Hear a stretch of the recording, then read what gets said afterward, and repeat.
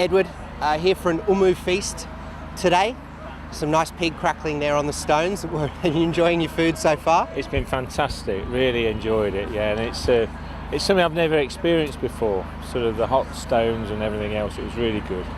And you're a long-time fan, you're a founding member of the 1880 Club for 10 seasons now. Yes. Can you tell us a little bit about why you joined and why you've continued to join for a decade? Well, we used to do some ad hoc sort of corporate hospitality with the Tigers prior to becoming an 1880 member, but we've found it a very friendly sort of environment to invite customers through as a way of thanking them for business that we'd already conducted. And it's sort of a lot of people weren't sort of familiar with rugby union, and we've introduced them to this sort of friendly family environment where you can sit next to an opposition supporter, share a beer, and really enjoy themselves. And we actually have quite a long waiting list of customers who want to come back year after year. A nice perk for your own business there. Welford Road itself as well, you get the match day at one of rugby's most iconic grounds. Is that another perk for not only yourselves but clients? Yeah, definitely, and plus, Leicester's very central, so we're a national business, so getting people to and from different parts of the country is fairly easy. And it's led to you also having a bigger role in the more recent months here at Oval Park, refitting out the kit room for our man Clive and also the medical cupboard in assistance with your young nephew. Can you tell us a little bit about that?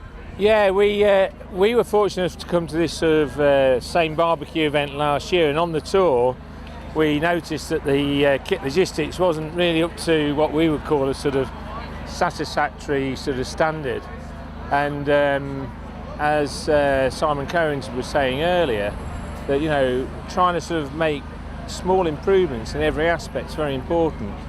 I was fortunate enough I went with Clive Galloway, the kit manager, on an away visit experience, and identified a number of issues that they were having.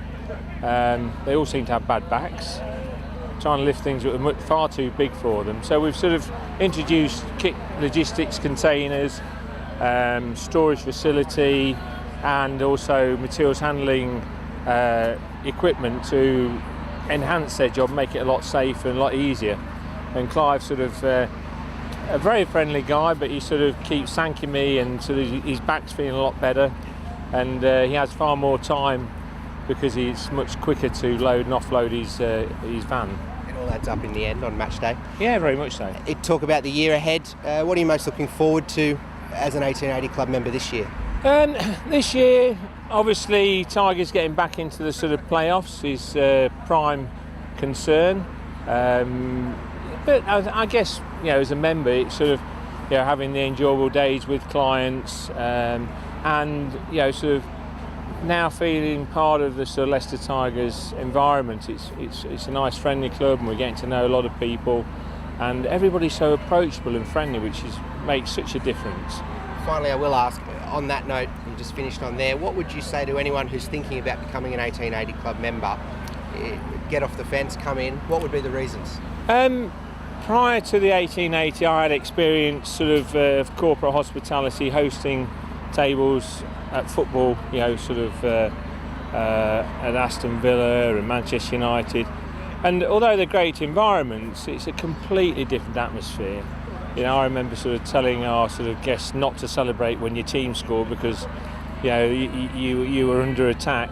But in reality, Tigers, the atmosphere at the Tigers is totally different, far friendlier, and also the sort of gap between the staff, the players, and the hosts and the customers is much, much closer, and everybody's a lot more approachable.